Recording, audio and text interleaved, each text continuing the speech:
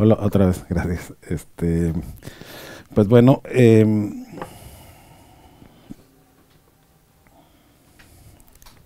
gracias.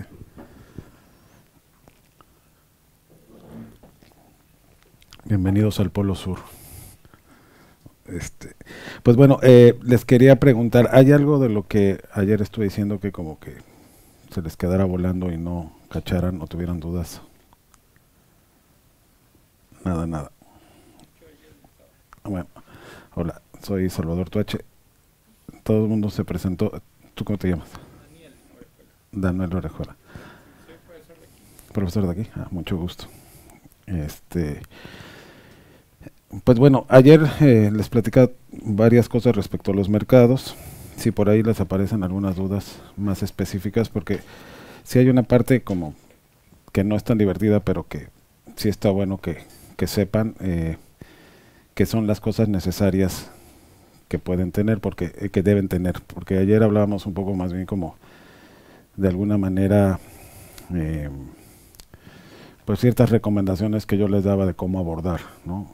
El tema de analizar a quiénes son los que les van a pedir a ustedes la reunión, ¿no? En el caso de los mercados como el de aquí, que son pocos compradores, seguramente van a tener muchas más posibilidades, ¿no? Hay algo eh, que quería agregar respecto a eso, que corre bajo la lógica, la importancia del lobby dentro de los mercados de música, ¿no? Dado que en muchos casos se hace todo el tema de la rueda de negocios o de la ronda de negocios o espacios de speed meeting, muchas veces también el espacio donde realmente uno como músico o como manager tiene posibilidades de avanzar, está en el tema de aprovechar el lobby, todos los espacios eh, en donde confluyen estos eventos de música, ¿no? Que no necesariamente son dentro de ese cuarto sentados en esos escritorios, ¿no? Y eso pues ya depende también pues básicamente de alguna manera de la manera de ser de cada quien, de cómo aborda las personas, de qué es lo que tiene que decir, un poco lo que les decía ayer, pero bueno, hay un espacio que va más allá de esos 12, 15 o 10 minutos que un mercado otorga oficialmente para tener un encuentro con un profesional de la música, ¿no? Entonces, en ese sentido, sí podría darles ejemplos y además un poco ahondar en detalles que sirven en lugares donde ya hay una tradición de mercados muy grande y de cómo van en ediciones posteriores planeando los grupos, todas estas cosas que son conocidas como eventos en-off de los mercados de música o de los eventos de encuentros de música, que eso también juega un papel importante. Un poco, ayer les decía, lo que se busca en un mercado son los resultados, ¿no? Entonces, básicamente lo que se intenta es que a partir de esos encuentros se puedan acelerar vinculaciones reales con programadores de estos lugares con los que de otra manera te saldría muy costoso y tendrías que dedicar mucho tiempo y tendrías que casi que buscar que un promotor te reciba en México y otro promotor te recibe en Brasil y otro promotor una promotora te recibe en Argentina. Pues básicamente aquí, en un solo lugar, encuentras a todos. Eso lo hablamos ayer, pero ahondando en todos esos detalles, básicamente es, ya que los tienes en tu ciudad, ¿qué cosas se te ocurren que puedan ayudar para que tu relación con ese otro que les decía yo es solo un contacto, empieces tú a tener la oportunidad de mostrarle quién eres o mostrarle qué es lo que estás haciendo o mostrarle qué posibilidades tienes de ser un vínculo para esa persona dentro de la ciudad de Guayaquil. Y en ese sentido es repensarse y decir qué cosas podrían nutrir tu relación con estos promotores. Yo no sé, así tú nos comentabas que ya habías ido a mercados ayer, ¿no? ¿Sí? Pero, por ejemplo, para quien no ha ido, sí estaría, pues no sé, bien preguntarles qué acciones se les ocurren que puedan hacer ustedes como por recursos propios y voluntad propia, aprovechando que ya en tu ciudad están programadores nacionales y programadores internacionales. No sé si alguien se anima a... Sí, bueno, ahorita, pero sí. un bar también, aquí que se llama Puerto Rock. Y el bar es como el lugar, está en el calendario además, para networking sessions, cuando se acaba esto, la gente está invitada a ir allá y vamos a tener conciertos todos los días, martes, miércoles y jueves, entre esos lugares. Ok, entonces, qué bueno que lo comentas porque finalmente los demás deben saber que ya alguien está poniendo una vara un poquito alta, ¿no? En el sentido de qué se les ocurre hacer a los demás o cómo puede haber una apertura de relación con ese showcase en off medio oficial pero fuera del tema, que no sé si va a proponer showcases alternativos a los que se van a presentar en... Exacto, o sea, es como una oferta diferente a la oferta oficial, digamos, ¿cierto? ¿No? ¿Y eso sucede todos los días? Los 3 días, martes, miércoles y Ok, jueves. bueno, está muy interesante entender eso porque, por ejemplo, en mercados de música como el BOM, ya después de algunos años que se ha hecho, la oferta es muy grande, aparte de la oferta musical oficial, eh, porque justamente, no sé, puede llegar una comitiva de Cali y ya hacer una tradición dentro de ese mercado sobre un showcase caleño, ¿no? En donde lo que se presenta siempre en el BOM alternativo a la oferta del mercado de música es una oferta de música del Pacífico, desde el hip hop, la música con la marimba del Chocó, en fin.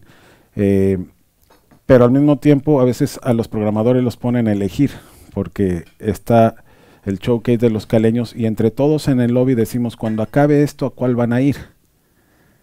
Y algunos dicen, no, pues como yo tengo un festival de rock, pues yo me voy a ir al showcase en donde va a tocar Olaville, que es una banda de rock, ¿no? Y los Telebeat, y los que tienen War Music se van con los caleños. En fin, empieza a haber ese tipo de decisiones de lobby, digamos, y muchas veces algo que es real en los mercados y pues en los realmente en estos programas de emprendimiento para preparar a los compradores para atender las citas, no les dicen, hoy también si se ponen con unos ojos como muy alertas dentro del mercado y lo que empieza a suceder en los lobbies es que también hay personajes dentro de los mercados de música que son imanes y que de alguna manera atraen la atención y atraen también como el tema de dirección a donde se pueden dirigir unos u otros programadores, ¿no? O sea, también porque dentro de los propios programadores dialogan y cada uno de los mercados también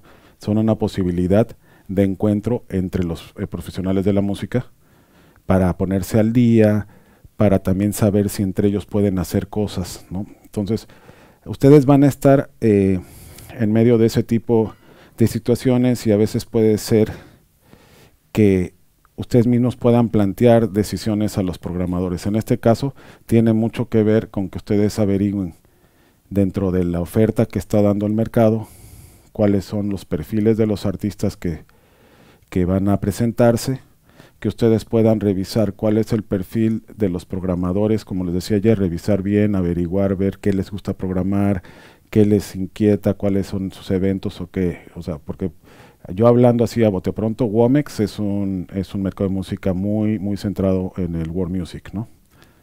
Y sí se dan ciertas licencias hacia otro tipo de lenguajes musicales, pero un porcentaje muy alto puede ser el world music. Entonces, de ahí es que les digo, bueno, ¿qué cosas en el lobby se les pueden ocurrir? El programador tal vez no conoce la ciudad. El programador, en este caso, por lo que yo sé, pues los 4 que vienen internacionales se conocen. Desconozco si se conocen con los locales. Desconozco también, ya se los dirá la propia organización del mercado, si hay actividades alternativas a las que están programadas dentro del agua, ¿no? Y que ustedes, vamos, cuando hay un mercado ya con una tradición, uno ve el movimiento muy fuerte, ¿no? Ese que decimos lobby, que no necesariamente tiene, que arranca en el lobby del hotel, pero que muchas veces tiene que ver con que puede llegar alguien a una cita y mostrar su trabajo impreso, como ayer platicábamos, o no, o puede poner links, vamos, el formato con el que tú quieras mostrar tu información, pero al mismo tiempo también se puede sentar delante de un programador alguien, en la experiencia que yo he vivido, que alguien llega y dice, es muy poco el tiempo, esto es el material, ¿qué te interesaría saber de nosotros? Entran como con esa actitud y al final dicen, ¿y qué planes tienes para estos días? ¿No? Y algunos asumen su posibilidad de entrar en una relación de reconocimiento con los programadores a través de ser como el referente local, como el runner local, ¿no? Como de alguna manera. Y usted ya fue a, no sé, si estás en Bogotá, ya fue a Zipaquirá. Si tienes tiempo, con gusto. Muchas veces no se pueden dar ese tipo de acciones, pero de alguna manera todas esas son esas cosas que uno podría intentar para empezar a entablar una relación con una persona que estás conociendo en ese momento y que difícilmente en 5 minutos te va a decir, sí, te voy a comprar tu proyecto de música y voy a invertir tanto dinero en ti, ¿no? Entonces, todo esto se lo digo no con el tema de que se la pasen llevando a la gente, sino que intenten averiguar qué cosas pueden ser atractivas para alguien de afuera, que a ustedes también les parezca atractivo mostrar artísticamente. Hay otros que se hacen notar porque finalmente dicen, mira, mi proyecto es de jazz, está interesante, bla, bla, bla, pero yo sé que tú programas rock, también te recomiendo de Guayaquil estas bandas de rock. Cada uno decide cómo trata de entablar una relación con el otro para poder llegar en algún momento a pensar que ese otro es parte del nodo que tú vas construyendo para ser parte de las redes de circulación de artistas de la música en América Latina, porque la segunda parte del taller que tenemos que hablar es el tema de la circulación internacional desde la independencia, no desde las grandes agencias que pues, tienen sus propias maneras de negociar la circulación de sus artistas a través de sus relaciones ya creadas. Aquí estamos hablando que los mercados lo que hacen justamente es tratar de acercar ese gran abismo que existe para un artista que no está firmado por una gran agencia o por un gran sello discográfico que va a hacer tal vez ese trabajo sin la necesidad de que tú vayas a un mercado de música, ¿no? O sea, el mercado de música no es para Café Tacuba, ¿no? Que finalmente Café Tacuba tiene ya su propia red y sus propios contactos que le permiten circular por todo el continente y pues, por todo el mundo.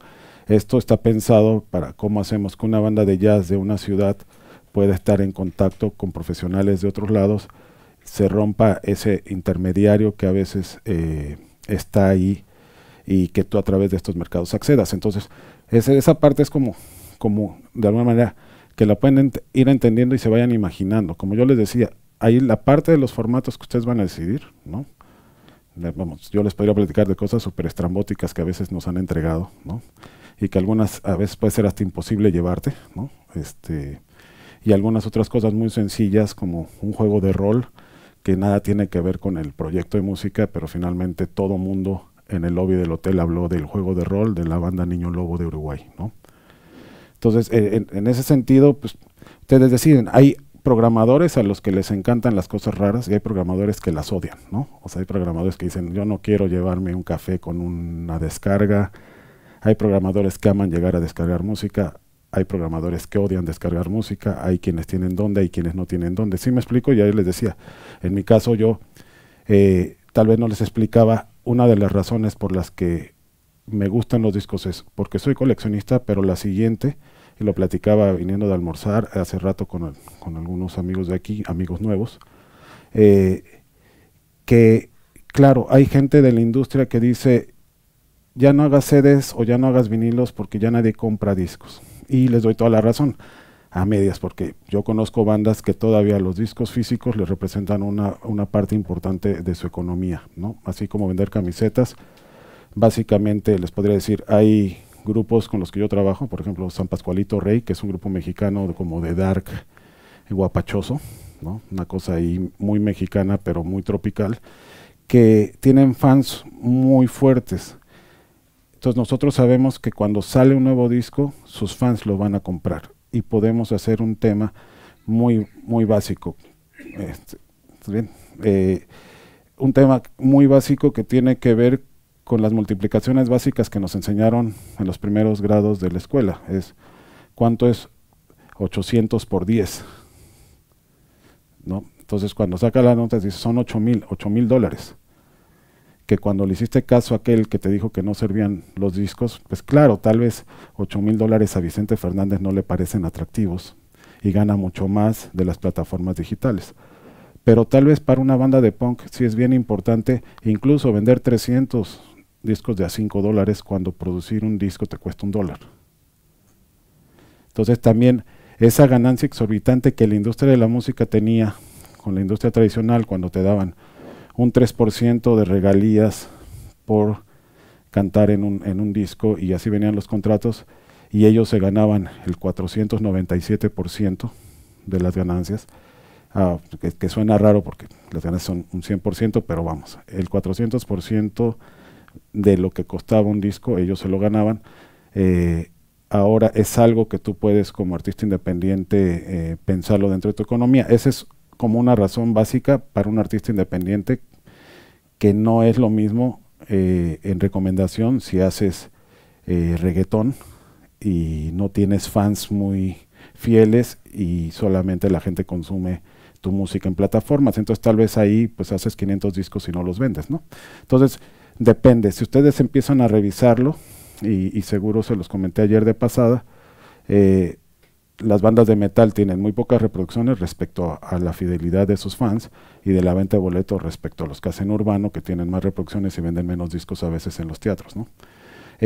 Con los discos pasa algo similar, pero a mí como desarrollador de proyectos de música, para poder ayudar a la circulación y a generar un nombre mayor de un proyecto de música, veo al disco como, sí, la posibilidad de ganar un dinero que sirve para hacer cosas, pero sobre todo es que las nuevas generaciones no se ponen a pensar en algo que sigue existiendo en la industria, que muchos de los que deciden son de mi edad. Y entonces que cuando yo le entrego un disco físico a un programador de un festival que como yo es coleccionista, logro un vínculo mayor que si le mando un link. Que también puede haber un programador de una estación de radio que claro, te va a pedir el link, pero le gusta tener discos también.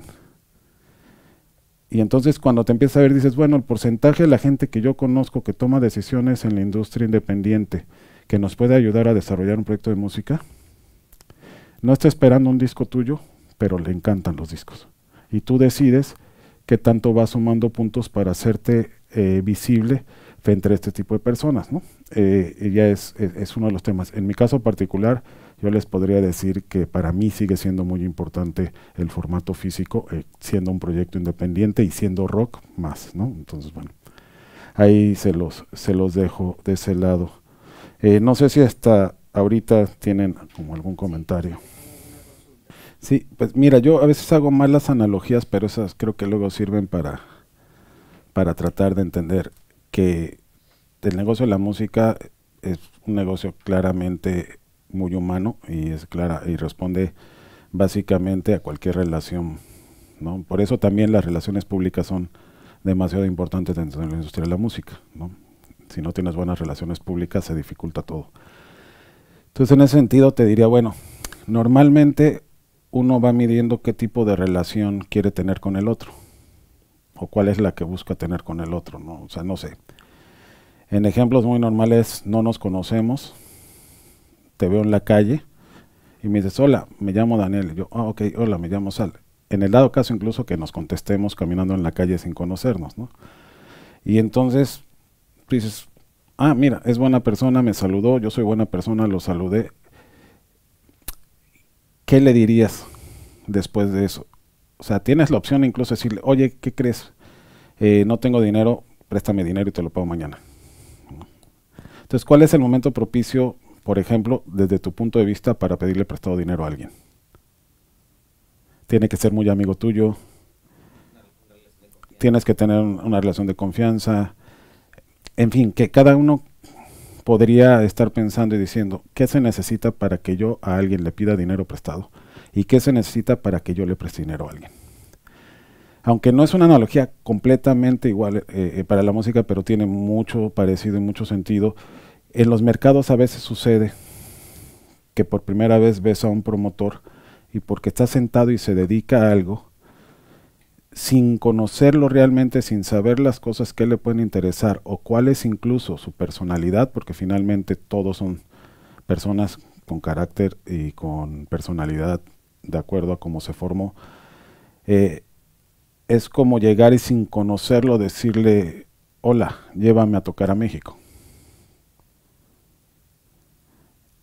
Un poco, a veces desde el lado de la compra se asume que hay como una obligación o responsabilidad del comprador para llevarte porque decidiste ser músico y porque decidiste hacer heavy metal y porque decidiste que el mundo latino tiene que consumir heavy metal de manera comercial masiva. Y si la gente no lo hace, entonces te puedes llegar a ofender, como se podría llegar a ofender a alguien al que no conoces, te pide dinero y le dices que no le puedes prestar dinero, de alguna manera por ahí. Entonces, pero sin embargo, tú tienes la capacidad de decidir qué relación estás buscando con las personas y cómo construyes una relación con el otro. Los mercados son el pretexto para empezar a decidir qué tipo de relación estás buscando con el que está enfrente, que no conoces y que no te conoce. Y por eso ayer les decía, transitar desde conocer a alguien para buscar reconocer y que te reconozca tu trabajo, para llegar a tener una relación de confianza, cambia todas las cosas, ¿no?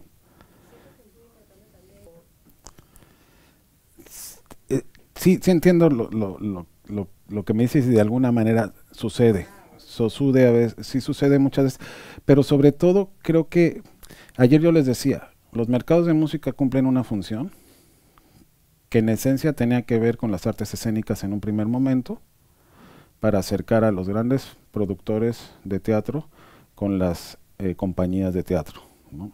Y finalmente en Colombia empezaron a hacer los primeros mercados de artes escénicas.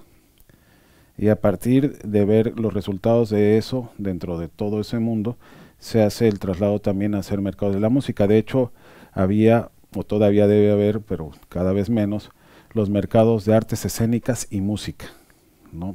En donde se buscaba complementarlos, las dos actividades creativas. Lo que sucede es que cuando nacen los mercados, hasta yo entiendo, a mí me tocó, por ejemplo, ir al primerito que se hizo en Bogotá, con la Cámara de Comercio, a los primeritos que se hicieron en Medellín. O sea, sí, tuve de alguna manera la fortuna de ir viendo cómo los mercados se han ido transformando, cómo la demanda en algún momento solo eran programadores de festivales, era lo que buscaban, porque el objetivo principal de los mercados en algún momento era lograr la circulación de los proyectos independientes, y se lograban convenios muy interesantes de circulación, ¿no? En ese sentido se han ido transformando, porque ahora no solamente invitan a profesionales que sean programadores de festivales, sino que también pueden invitar medios de comunicación, porque tal vez desde quien organiza entiende que también que la música suene en los medios de comunicación de otro país de circulación, en donde dices, bueno, está importante que vaya el artista, lo viva, madure esa experiencia, pero también está importante que si al artista no lo pueden llevar su música. En otros casos sirven como lugares de encuentro para asociaciones, ¿no? Y tal vez el eje más importante radique en otros mercados, radique en las conferencias, y que incluso dentro de una conferencia haya un encuentro de profesionales y de músicos, y no haya un espacio específico de ronda de negocios, sino que todo básicamente es un lobby. Si logras que el programador de tal festival se vaya a comer unos hot dogs a la esquina de la Quinta con las tal en Nueva York, muy bien, porque lo vas a tener platicado contigo no 12 minutos, sino el tiempo en que se tomen la Coca-Cola, caminen y regresen caminando y queden de desayunar al día siguiente, si es que la relación lo lleve hacia allá. Pero me desvié un poco respecto que en un primer momento, cuando se empiezan a planear como todos estos eventos, en un primer momento todos eran con recursos públicos, había una idea del resultado por lo que invertía la entidad pública. Como les decía, había un momento muy incómodo en los mercados de música para nosotros, porque antes de que acabara teníamos que dar un resultado con un cuestionario que nos decía, ¿cuánto vas a invertir? ¿En qué artista? ¿Cuándo lo vas a llevar? Y era, todavía no termino, mi rueda de negocios, mi ronda de negocios, y ya tengo que decirles cuánto voy a gastar, y a veces yo no vengo aquí a comprar, yo vengo aquí a generar alianzas con proyectos de música que yo pueda desarrollar en México y no de manera coyuntural pagarles unos vuelos que se regresen y nunca más verlos, ¿no? Entonces ahí se empieza a abrir todo el tema de las entidades públicas teniendo programas de emprendimiento que les decían cómo presentarse como oferta en un mercado de música, pensado en que la mayoría de las personas con las que te ibas a entrevistar eran programadores de festivales.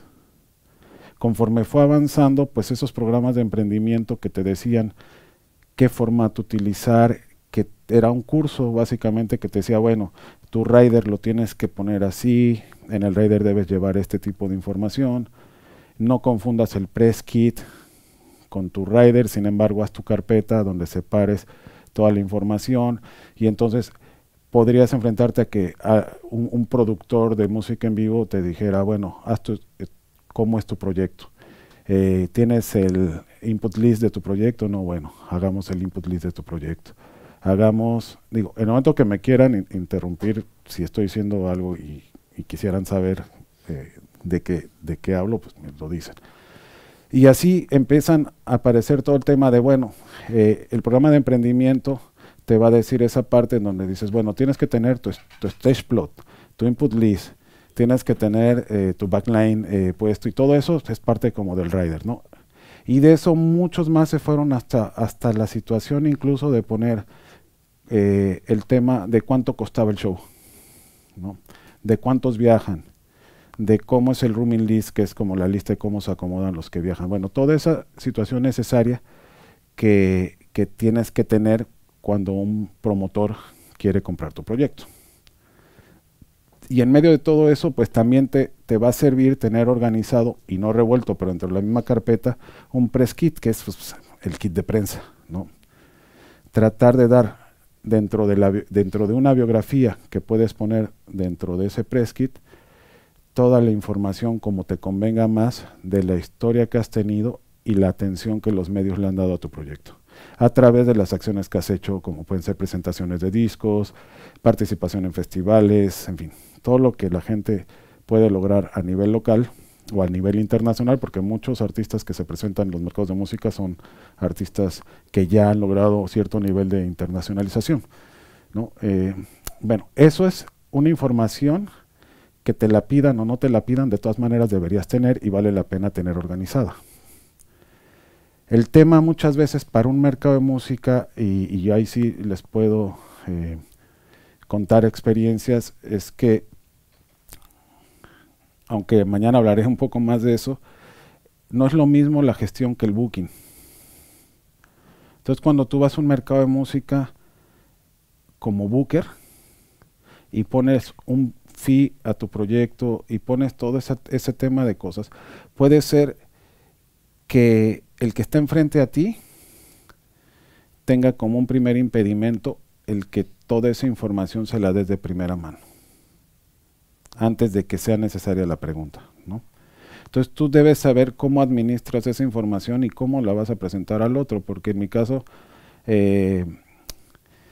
la verdad, les soy sincero, como he ido a muchos mercados de música, yo también he ido tratando de mejorar mi participación en los mercados y tratar de también desde mi lado intentar pues rendirle resultados a quien me está invitando. Y he entendido que no es lo mismo ir a un mercado de música a la isla de San Andrés que ir a un mercado de música a Valdivia en Chile, por muchas razones, por cómo están conformados los mercados. Entonces yo sé que puede ser que en la isla de San Andrés muy posiblemente todos los que se inscriben son músicos que consumen el mercado y solo les importa a la mayoría el mercado de música, entendiendo como viene gente que me va a comprar mi proyecto, y si no me lo compran, entonces ¿para qué me inscribo en el mercado de música? Y entonces puedes llegar a un mercado de ese estilo en donde la gente se sienta y te dice, básicamente en diferentes palabras, quieren saber cuánto les vas a pagar. ¿cierto? Entonces, en ese sentido, puede haber promotores que te digan, mira, podemos pagar bajo ciertas circunstancias y tenemos estos criterios, y empiezan a entrar en el tema de cuáles son los criterios de programación que puede tener cada uno de los invitados internacionales, ¿no? Que eso a veces, si no lo sabes, también se vale que te sientes y les digas, oiga, ¿qué le interesa? Y cuáles son las condiciones con las que usted trabaja. Porque hay festivales que sí están buscando pagarte todos los vuelos y pagarte un fee, y hay otros festivales que dicen, para bandas emergentes, tengo el espacio, les cubro gastos locales, los recojo en el aeropuerto, pero tienen que llegar a la ciudad, ¿no? Y uno va decidiendo de acuerdo a lo que uno tiene como objetivos en su propio proyecto, qué le conviene, en dónde invierte, en dónde no invierte, y puedes ir aclarando. Ahorita pues no podemos hablar de uno en uno cuando son una cantidad enorme de programadores los que asisten, pero más o menos decirles, si no lo saben, traten de averiguarlo, ¿no? Porque pues puede haber un festival muy grande que a los artistas emergentes no les ponen vuelos. Puede haber, también en experiencia, todo lo que les digo no es que sea tan radical, porque puede haber diferencias entre unos festivales u otros, o entre unos mercados y otros, pero les que podría decir que la tendencia normalmente, para darles como un tip, es que mientras el evento tenga recursos públicos, es más factible que puedas tener mejores condiciones como emergente, porque el festival no está buscando vender boletos. Y es muy posible que cuando los eventos son privados, si tú no generas taquilla, pero el festival quiera desarrollar nuevos proyectos, no te puedan ofrecer mucho más que los gastos locales, o un fee pequeño o un fee mediano, en fin, dependiendo el tamaño del proyecto y lo que representes para el festival. No es que sea tal cual, pero yo pienso que de alguna manera puedes pensar, bueno, este es un festival público, tal vez si mi proyecto es de jazz, tenga una oportunidad mayor, porque está buscando muchas veces un tema de cubrir ciertos lenguajes musicales, y entonces, aunque las bandas de jazz no sean grandes taquilleros, funcionan en un festival gratuito. Entonces, por ahí es un poco lo que, pues, como de esos tips que se me van ocurriendo de chismearles, soy como infiltrado, ¿no? Como decirles cosas que pasan en los comentarios de mis colegas en los mercados de música, para que también ustedes vayan pensando la parte del emprendimiento, lo que les dirían como instituciones que invierten en capacitarlos, es si tienen duda de cómo se presentan o cómo se elaboran este tipo de carpetas, pues me escriben o me mandan un WhatsApp y les mando ejemplos, y ustedes pueden como hacerlo. Tampoco es complicado, en algunos casos necesitarán ayuda de su ingeniero de audio y en otros casos no, dependiendo qué tan complicado sea o qué tan avanzado no tengan también la información ustedes ya por la experiencia que tengan trabajando en la música. Pero bueno, eso les diría. De ayer lo pasamos en medio, pero por lo que hablamos, pues tú eres Grecia, ¿no? Sí, bueno, tú que has ido a mercados, ¿cuál es el formato que más te ha funcionado? Ok, es muy interesante lo que me dices, porque como tú presentas, en mi caso específico, la mitad de lo que haces me encanta y la otra mitad la aborrezco, ¿no? Y así les sucede mucho. Habrá unos a lo que todo lo que tú haces lo adoran, y otros a todo lo que tú presentas no es su onda, ¿no? Entonces, pero por ejemplo, para entrar un poco en el tema de las decisiones, ¿cuántas veces al año tú descargas de un QR música de colegas tuyos? No, entonces, digo, quiero llegar a un punto. Pero por ejemplo, sí, no podíamos regalar, ven como una estrategia muy... No, ahora, lo que estoy haciendo no es criticarte, para nada, pero sí me gusta. Ayer yo les decía, respuestas todos tenemos. O sea, si opinamos todo, ¿tú qué crees? Todos vamos a opinar porque nos interesa, porque además, dedicados a cualquier arte creativo, finalmente también tenemos lo nuestro en nuestras ideas, y gracias a eso es que nos dedicamos a lo que nos dedicamos, ¿no? Y ese es un motor, y además no hay que apagarlo, hay que seguir incentivándolo. A veces yo, en donde sí reparo un poco, es en el tema de sentarse uno y decir, de lo que yo voy a dar, ¿en qué pongo el ejemplo? Entonces, yo te soy sincero, conozco, es más, no digo que no conozco a nadie porque tal vez se me está olvidando alguien que lo haga, pero realmente no tengo ahorita en la cabeza una persona que descargue QRs.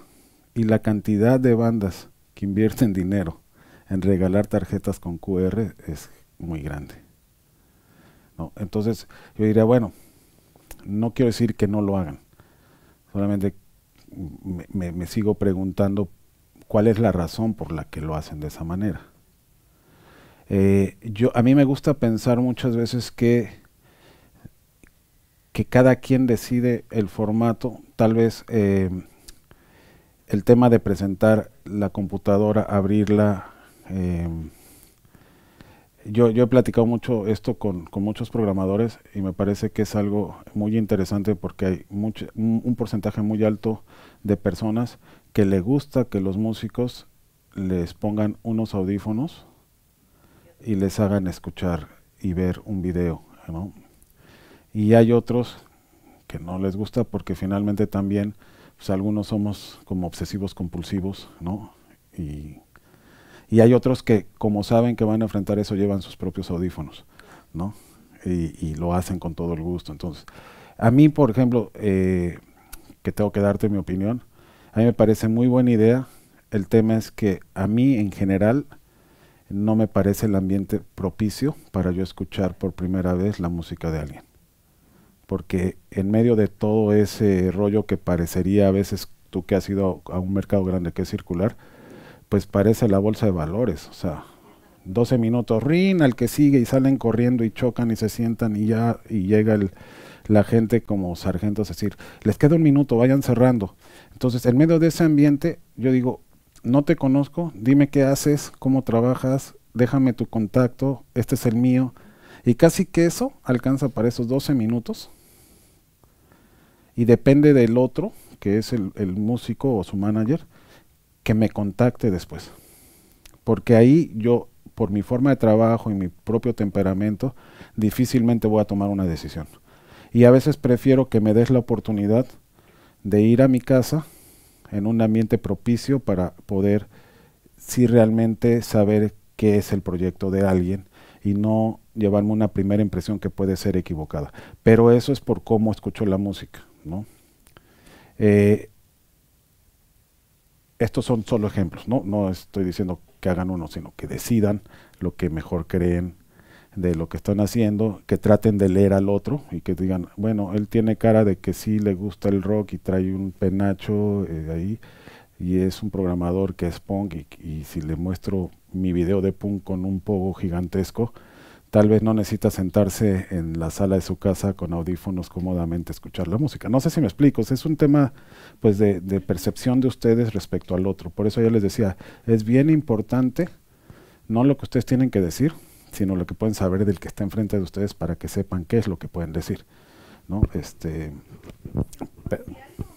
Ahora, yo voy a empezar hoy y espero que no llegue alguien y lo borre, porque ¿no? Pero un poco lo veía ayer, que estábamos platicando, ¿no?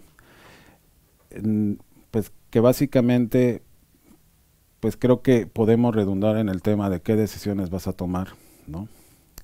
Que intentes tomar las que te ayuden más a lograr los objetivos que tengas planteado y que en el fondo, pues no sé, a mí me gusta pensar a veces en citas de gente que leí y admiré en algún momento, ¿no? Porque pues, muchas veces me quitan responsabilidad de tomar ciertas decisiones para no decirte cómo deshacerlo. Entonces, de alguna manera, en la música, hazlo como quieras, que de todas maneras lo vas a hacer mal, que eso diría Freud para educar a los hijos, ¿no? Entonces, en ese sentido les diría, no es para que se preocupen tanto porque no hay garantías. Si lo haces de una manera, a todos les puede fallar y a ti te puede funcionar, ¿no? Y entonces habrá quien diga, es que no sirve tal cosa, y tú digas, uy, pero a mí sí me sirve, ¿no? Entonces, por eso es que no quiero decirles, deben de hacerlo así, sino que platiquemos pues en este tiempo que vamos a compartir,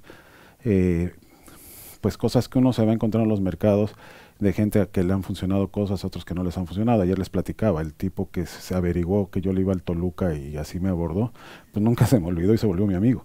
Y nunca llevé a su banda a México, ¿no? Creo que ya ni toca, pero sin embargo, cada vez que gana el Toluca me escribe desde Bogotá.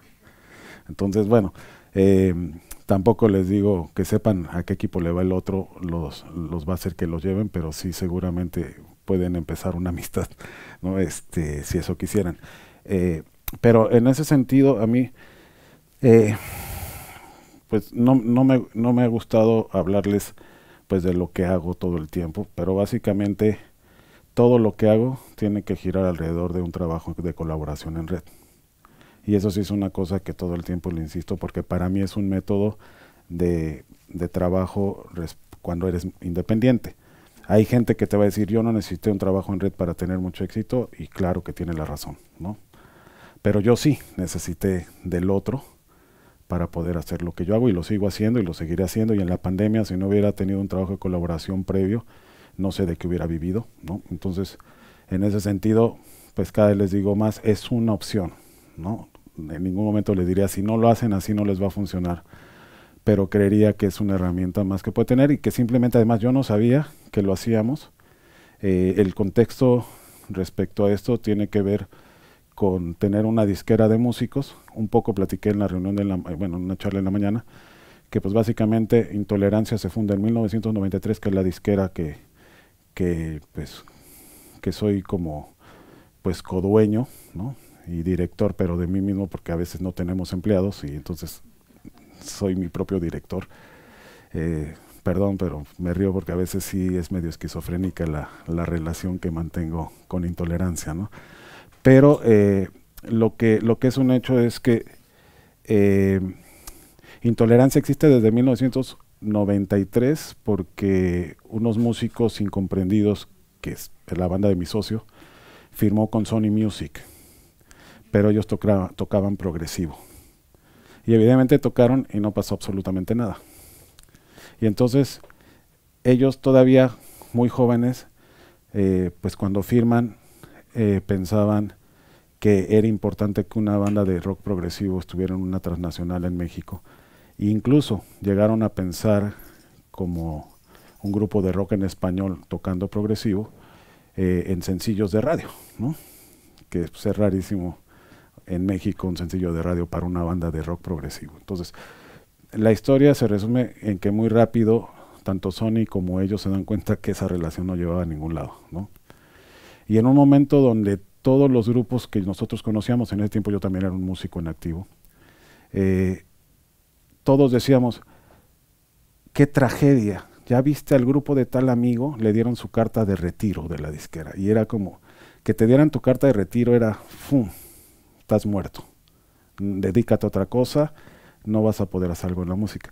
El caso muy específico, que sí fue como una noticia chisme dentro de nuestra propia escena, que ni siquiera existía el tema del independiente, todos los grupos tocaban y aspiraban a que los firmara algún sello discográfico. Entonces, Consumatum Est, que es esta banda, va y pide su carta de retiro a Sony. Y para ellos es como la primera banda que es un logro para ellos conseguir su carta de retiro antes de que terminara el contrato. Y con esa decisión fundan Discos Intolerancia, que de alguna manera Intolerancia en ese momento, según me cuentan, porque yo solo era amigo de ellos, es como una postura de no tolerar lo que no te gusta, en el sentido musical, ¿no? Que sería, no tengo por qué escuchar la música que me quieren imponer todo el tiempo, y Intolerancia entonces va a plantear opciones musicales que no están en la radio y que tal. Intolerancia desde ese momento empieza a producir, y es un estudio de grabación con búsqueda cada vez que termina de grabar un disco de un distribuidor. Eso termina a la larga haciendo que no funcione, porque en ese momento no había una industria independiente fuerte en mi país. Como independiente era como ser un apestado, ¿no? Afortunadamente, con el paso del tiempo coincidimos. Yo, por necesidad y por tener una banda y no tener una distribuidora que fuera muy eficaz. Y pues todavía siendo estudiante me recorría con una maleta llena de discos y afuera de las estaciones del metro en donde venían música iba dejando mis discos.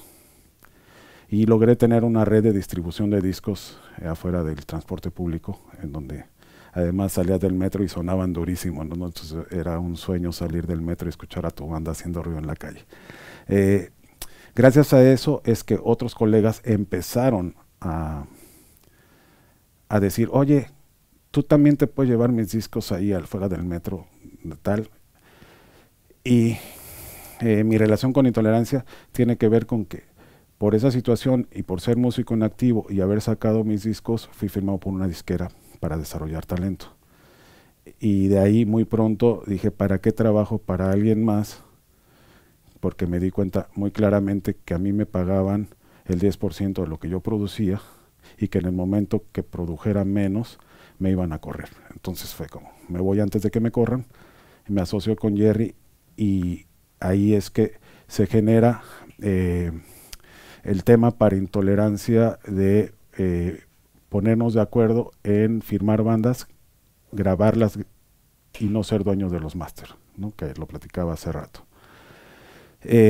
Para nosotros, pues no sabíamos, y esto que les platico que podría ser aburrido porque es nuestra vida personal y profesional en Intolerancia, era, yo venía de un lugar y mi socio venía de otro lugar, ¿no? Es como pues, la S de mi nombre y la G del nombre de él. Pues es como que el tema muy básico, independientemente de que él no sabía todo esto de mí, yo no sabía todo esto de él. Y básicamente, pues esto digo, te los enseñan en la escuela, pues yo tengo que escribirlo ahí. Y en algún momento hicimos esto. Gracias a hacer esto, pues nuestro trabajo de alguna manera fue que a través de la comunicación, como les decía, no de la información, como entender la diferencia, ¿no? Que les pondré aquí, pues es como de la escuela, emisor, receptor, pero tiene que ser así y luego tiene que ser así, y si se rompe eso, pues ya no hay comunicación, solo es el tipo hablando en el centro de la ciudad que el mundo se va a acabar y nadie haciéndole caso, ¿no? Pues en ese sentido, esto que hoy está aquí parado frente a ustedes en ese momento, para mí, después entendí que era eso, ¿no? Pasaron los años y lo que empezó a suceder es que todo esto nos dimos cuenta en la comunicación que sí había algunas cosas que estaban así y que esto era el amigo de ambos que hacía videos, ¿no? Y así empezamos a ver que teníamos diferentes nodos que en la comunicación fuimos entendiendo que teníamos, pero también entendimos que había nodos que no teníamos conectados. Entonces, por ejemplo, como él era un productor reconocido y un músico reconocido, tenía todo un tema, por ejemplo, de que él era musicalizador de como el 80% de las novelas de Televisa, y que de que ahí sacaba recursos para poderle regalar los másters a las bandas independientes, poderlas grabar sin cobrar, y después cobrar las regalías de la música, y él se sentía Robin Hood. Entonces, yo nunca quise ser Robin Hood, pero entendiendo su trabajo, en el momento yo también le dije, pues me gusta ser el amigo de Robin Hood, ¿no? Y empezamos a tener estas puestas de acuerdo. Yo nunca ligué ni até a este lugar, porque yo nunca tenía como el interés de ser como un productor de música para telenovelas. Sin embargo, había una parte que yo hacía antes de reunirme con Jerry, que yo tenía experiencia haciendo música para cine. Y él había soñado toda su vida en hacer música para cine, porque justamente él decía que estaba haciendo música basura y que quería él hacer musicalización para cosas más serias, y el cine de alguna manera para él representaba eso. Y pues este contacto con este nodo, que tal vez podría ser una productora, una postproductora, bla, bla, bla, bla, bla, lo único que tenía que hacer es qué hago si presento a mi socio con todo este nodo para que él empiece a hacer todos estos cruces y haya como una telarañita ahí, ¿no? Para que de alguna manera a ambos nos sirviera empezar a conectar todos esos hilos sueltos que nos podrían beneficiar y ahí poder resolver también temas de sincronización de música, de producción audiovisual y en fin, de todas las cosas que se podrían disparar, porque finalmente, pues esto, así como yo iba tirando para acá, ya había, pues teníamos que averiguar que todas estas cosas que están alrededor de eso, dentro de esos nodos, no estaban a nuestro alcance. Pero también lo importante era saber que qué pasa si hay una banda independiente de jazz que se llama Trocker, que no sabe cómo llegar aquí si no hace esto. Entonces, si no está esto, para esta banda no hay posibilidad, a menos de que esta banda, dentro de sus nodos, por ahí tenga un contacto con esto o con esto que lo haga llegar aquí, ¿no? Entonces, ese es como un tema de las redes, las conexiones de las redes y la importancia de entender que eso solamente es funcional si la información que cada uno tiene la socializa y la convierte en comunicación, y para eso tienes que forzarla tú, y una manera de generar comunicación en la industria de la música es la colaboración, es decirle al otro qué es lo que puedes resolver que el otro no sabe resolver. No sé si hasta ahí tienen duda, no creen algo, si creen todo. Bueno, entonces yo por ahí lo voy a ir dejando, lo vamos a ir retomando, porque ayer yo me enteré, eres Israel, ¿no? Claudio, sí. Tú eres Israel, bueno, y ustedes son como socios o algo así. Ah, los socios son los de atrás, sí. Yo, mira, voy entendiendo y reconociéndolos. Pero bueno, Claudio ayer mencionaba algo que yo, Claudio lo conocí ayer. Klaus, bueno, Klaus, perdón, Klaus, que estás por acá y eres un nodo, porque estás en Guayaquil, yo no había ido a Guayaquil, está la Universidad de las Artes, y por una relación mía de una parte del nodo aquí, que es una asociación que se llama ADIMI, yo es que sin ADIMI no hago este link para llegar a la Universidad de las Artes, y tal vez te podría haber conocido en otro momento si te dedicas a esto, pero esto que tenemos aquí, que de alguna manera también podría ser un mercado de música, con un solo comprador, me hace llegar a ti. Y a entender, nada más en una plática de ayer, que hay uno de mis nodos de relación conmigo, que se llama Galeras Rock, en Pasto, con el que tú tienes relación, y que en el momento que me lo dices se me ocurren que se pueden hacer muchas cosas por la relación que yo tengo con la gente de Pasto. ¿Sí me explico? Entonces, el tema es ir teniendo un mapa de esto, de lo que somos cada uno y del valor que es para el otro cada una de estas cosas. Muchas veces, tú desde una ciudad que no está implementando una relación de trabajo en red con el exterior, no estás teniendo un valor de lo que representas para el otro. Y ahí podemos empezar a hacer una telaraña que nadie entienda, pero que mentalmente vayas ocupando, porque cada bolita puede ser una banda, puede ser un promotor, puede ser un festival, puede ser cualquier actor de la música que empiece a valorar sus relaciones. Ustedes ahí piénsenle qué son ustedes como nodo desde donde ustedes trabajan, ¿no? Y lo comentaba de alguna manera, escuché, ¿no?, el tema de es que aquí difícilmente en un evento o algo así como de no han pasado de 200 personas los eventos, siguen siendo las mismas 200 personas. Y yo digo, qué maravilla. Porque hay un montón de estos circulitos con los que yo trabajo, ¿no? Porque finalmente tengo muchos años en la industria y entonces tengo como un montón de relaciones de alianzas y amarro y amarro y amarro, y a eso me dedico realmente, ¿no? Todo lo que hago es estar amarrando, y qué pasa si presento este con este, y en medio que se logra, y entonces es como una locura, pues. Pero finalmente sí digo, uy, además por haber venido aquí, puedo hablar con alguien que ya me tiró una información. Hay la posibilidad de venir a Guayaquil, no sé si sea verdad, lo tengo que averiguar, pero si es verdad, puede haber 200 personas en un evento. Si eso es real, yo conozco un montón de gente en este gran nodo que es México, ¿no?, gigante, que tiene un montón de cositas así, que se conectan conmigo, que son bandas de rock, que cuando tocan para 200 personas brincan de gusto. Entonces, ¿por qué se ve como algo negativo el tema de que por mucho va a haber 200 personas en un evento? O sea, porque hay personas que lo piensan de esa manera. Yo les diría, porque no están valorando su capital como un nodo que puede ser o tener relaciones con cosas que tienen mucho valor para tus pares en otros lugares.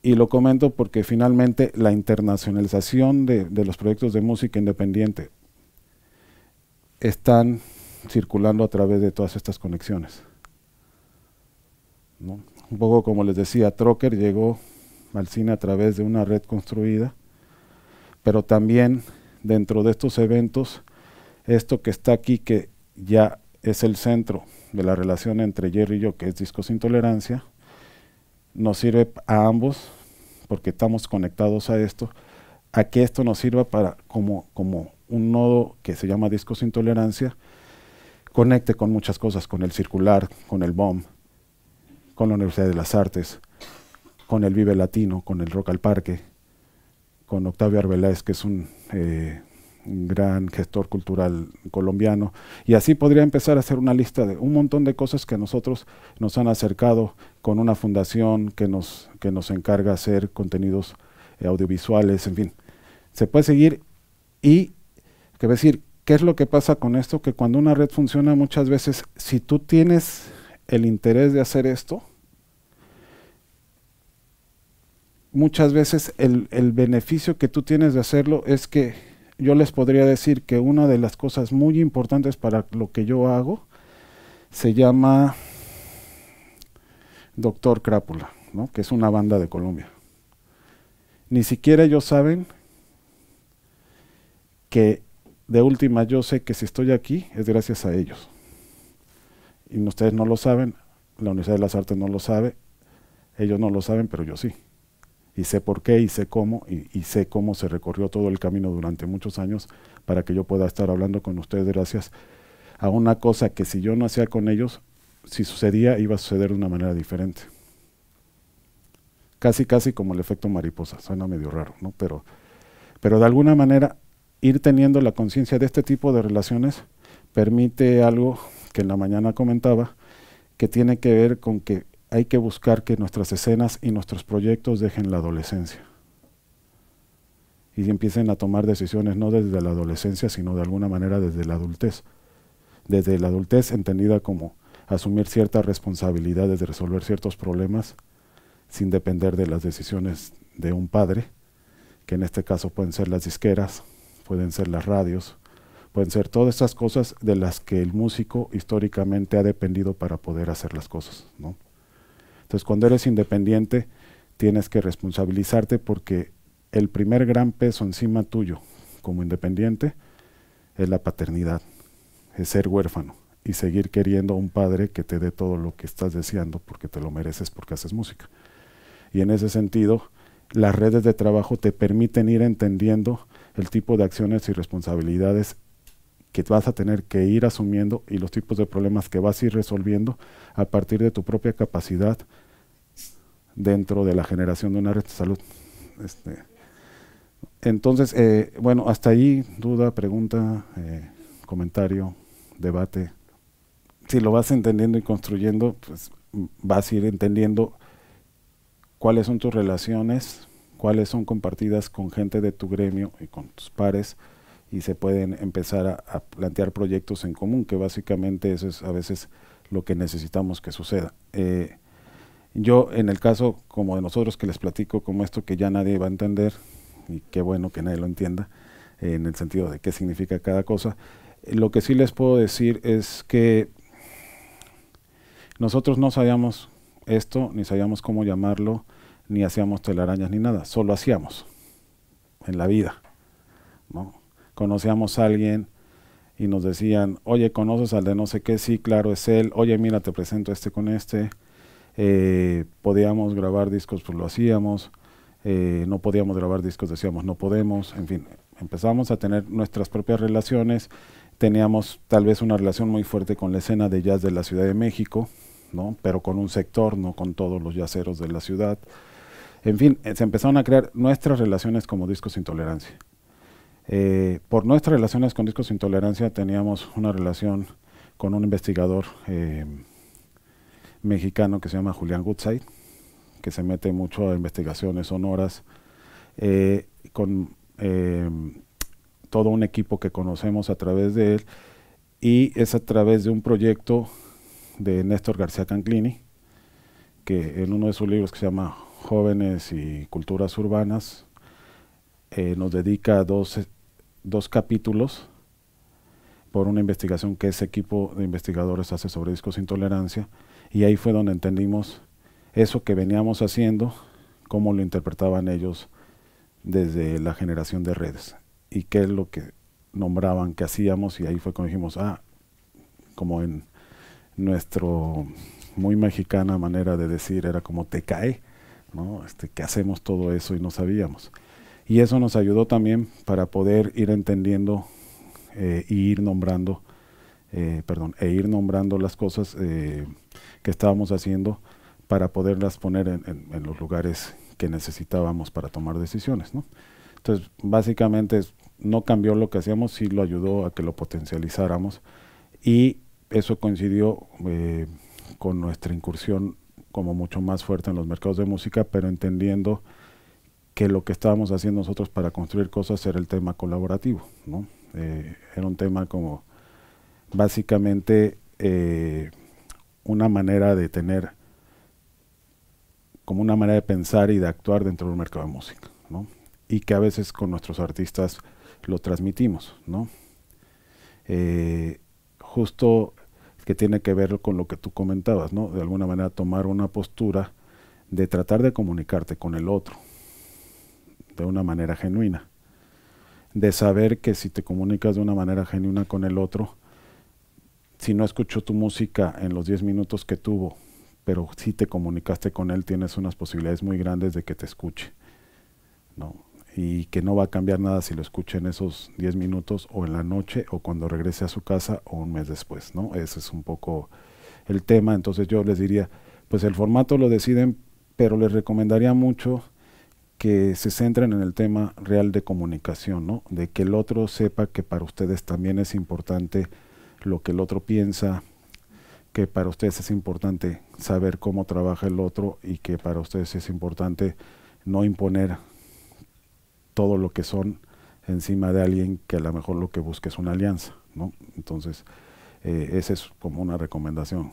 Cada uno, pues bueno, no se puede decir hazlo de esta manera, porque finalmente es casi como decirles saluda, no, pero en ese tono no, pero en este tono aquel, no, cada quien tiene su propia manera de comunicarse con el otro, ¿no? Eso es básicamente todo el choro. Es un poco para tratar de estar incidiendo en las cosas que considero que son importantes para que fluyan los materiales que ustedes preparan, ¿no? Porque puede ser que si nos comunicamos y a mí no me gusta ponerme unos audífonos para ver, yo diga, bueno, de todas maneras lo voy a ver mañana, pero es muy importante para Grecia que yo lo haga en este momento, lo voy a hacer. ¿Sí me explico? Pero si no tengo esa relación de confianza, o por lo menos ese reconocimiento sobre el otro, difícilmente me lo pongo y le voy a pedir que me lo mande en un link y que yo lo voy a ver en mi casa, ¿no? Entonces, ¿Se llama Jóvenes, Culturas Urbanas y Redes Digitales? Sí. De Néstor García. Néstor García Canclini. Ajá, ese, Okay. Por ahí, si lo ven, está interesante, ¿no? También se... O sea, ya te lo... También, sí, también se escribió en un momento en donde estaban en auge los mercados de música, que en un momento, eso fue 2000, puede ser que haya salido 2011, 2010, 2011, ¿no? El libro. Ahí está revisando. Sí, por ahí está. Eso. Pero bueno, ese tipo de cosas, pues, digo, no quiero hablar tanto de intolerancia y de todo, pero finalmente es como mi historia de vida y la que puedo decirles cómo he funcionado bien y cuando he funcionado mal, y un poco decirles cuando me ha ido mal, no lo hagan. Por ese lado. Bueno, algo que a mí me gustaría que ayer les planteé, como a manera de retribución y de coherencia con los que les decía, es que sí me gustaría que ustedes me compartan, pues bueno, sé que tú vienes de Quito, ¿no? Que los demás son de Guayaquil, información sobre Ecuador, porque esa es la parte como importante, o sea, información de cómo sienten las cosas y de qué perfil creen que ustedes tienen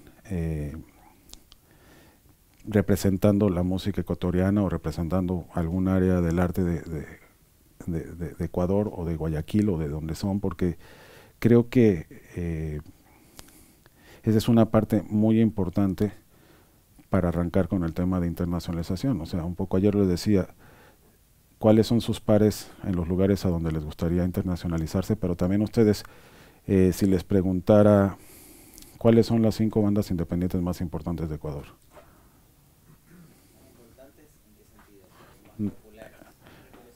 No, tú dime cuáles son, ¿no? Tú dime cuáles y por qué.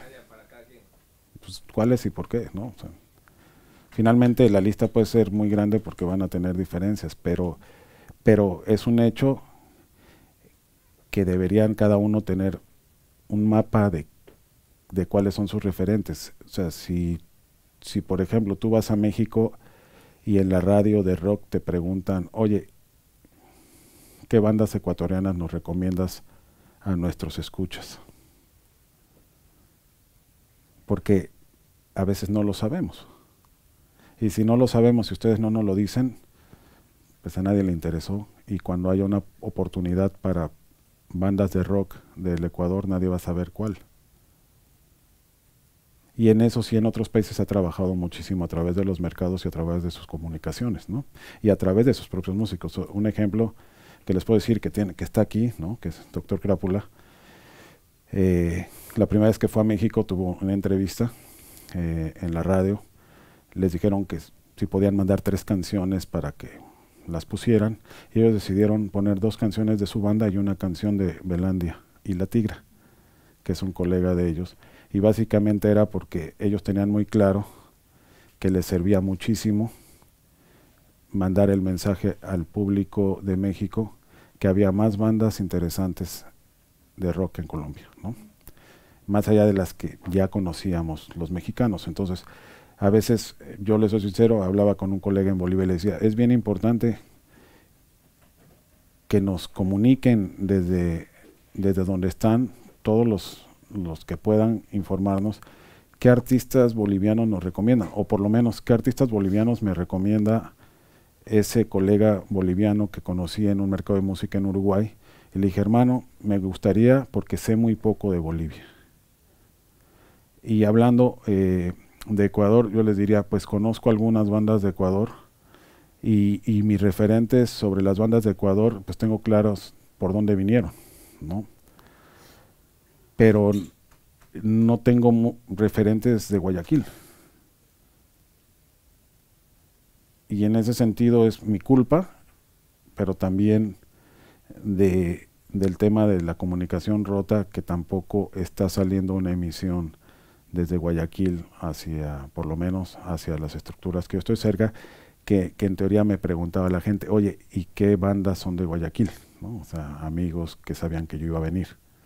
Dije, no sé, voy a ir a averiguar, voy a ir a saber y quiero saber qué cosas hay, qué cosas me recomiendan, qué está pasando en Guayaquil, porque eso para mí es una información valiosa, porque si no, no sé cómo conectar las cosas o para qué las conecto, ¿no? Yo entiendo que como tu especialidad es el rock, ¿no es cierto? En el tema directo, con lo que trabajo más es con el rock, pero entendido en un como que en una forma de entender el rock muy amplia. Ya, justo a eso voy, porque ¿qué onda con el de hard rock, de rock latino? Bueno, necesitaríamos como sentarnos, escuchar cosas y todo, porque imaginarnos el rock es algo chistoso, ¿no? O sea, porque yo puedo pensar en el rock como Led Zeppelin, ¿no? Ajá. Black Sabbath y como de ese lado, que no es ni metal ni pop, ¿no? Pero también puedo pensar en Nirvana y Soundgarden, ¿no? También, sí. Exacto, pero Pero en América Latina pasa algo, digo, me voy a poner un paréntesis con el comentario que tú estás haciendo, que creo que es algo en lo que a veces no pensamos tanto. Es, claro, existe un rock latinoamericano que cuando lo escuchas dices, pues esto está más cercano a un grupo de música tropical que a Led Zeppelin, ¿no? Y a eso le estamos llamando rock latinoamericano. O en otros casos dices, esto está más cercano a U2, que es pop, que a Black Sabbath en sonido. Y así podemos ir como... Y a veces siento que está muy interesante como charla para ir definiendo los nichos y para ir entendiendo en nuestro vocabulario qué es el rock y qué no es el rock. Yo veo, por ejemplo, que es una discusión muy viva en Colombia, ¿no? Respecto a los festivales de rock y lo que programan y cuáles son los argumentos de unos y de otros respecto a cómo se entiende el rock, ¿no?